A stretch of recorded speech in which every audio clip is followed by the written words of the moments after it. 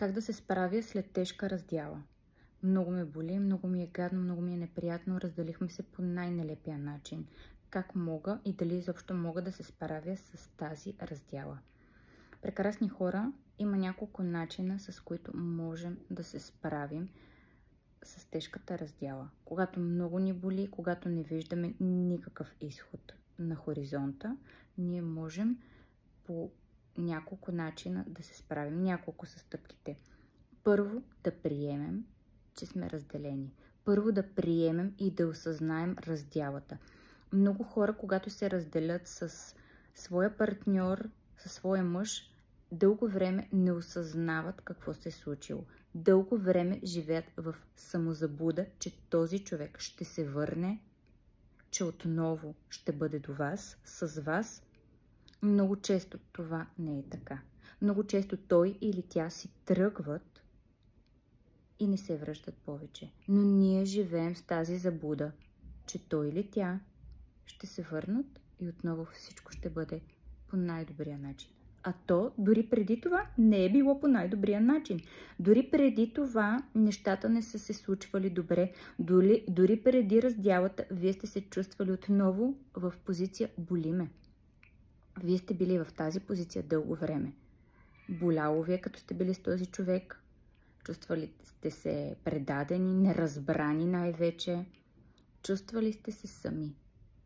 В един момент връзката е приключила и вие си казвате: искам пак да бъда с него или с нея, ще ми е по-добре с него или нея. Всъщност преди това дори не ви е било добре. Това е първото нещо, което ние да направим. Да осъзнаем и да приемем, че вече не сме с този човек. Това е много важно. От тук насетне нещата ще се променят и ще се подобрят. Второто нещо, което да направите след приемането, е да започнете да работите върху себе си. Да работите за това вие като жена да вдигнете своята женска ценност.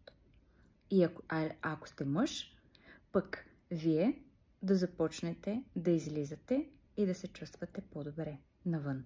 Но, мили дами, вдигайки своята женска ценност, работейки върху това, вие да сте с увереност, с самочувствие, през позиция аз приемам и обичам себе си, аз вярвам в себе си, тогава много от нещата ще започнат като с магическа пръчица да ви се случват.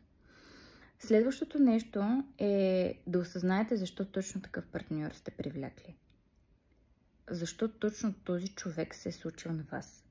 Той е бил тук, за да ви научи на много. Той е бил тук, за да ви накара да се обърнете навътре към себе си, да осъзнаете колко сте ценна, колко сте важна, да осъзнаете, че вие заслужавате пълно щастие, вие заслужавате голямо щастие и първо вие на себе си да го дадете. Това са едни основни стъпки. Работата върху себе си е основното. За да не привлечете отново същия партньор, вие е нужно да промените себе си. Тъй като работя с много дами в лични консултации, в рейки сеанси дори, дами, които искат да се изчистят от бившите партньори. Ние правим такива практики, правим такива медитации, в които ние да изчистим енергийно вас от бившия партньор. Това са нужни практики. Съответно, и работим за това вие да не привлечете отново такъв партньор. Защото много дами се оказва, че привличат един и същ партньор. С различно лице, с различни очи, с различна коса. Но реално като емоционалност той остава същия като предишния. Защото вие не сте променили себе си. И е нужно точно това да промените в себе си. Това, което привлича другите, сте вие. Вашата енергия е нужно да бъде променена, да промените своите осъзнавания, своите мисли, своето възприятие към света. И тогава ще спрете да привличате такива мъже, каквито сте привличали до сега. Вие ще бъдете много по-зряла и ще започнете да привличате много по-зрели мъже. Пожелавам ви една прекрасна събота, обичам ви, целувам ви.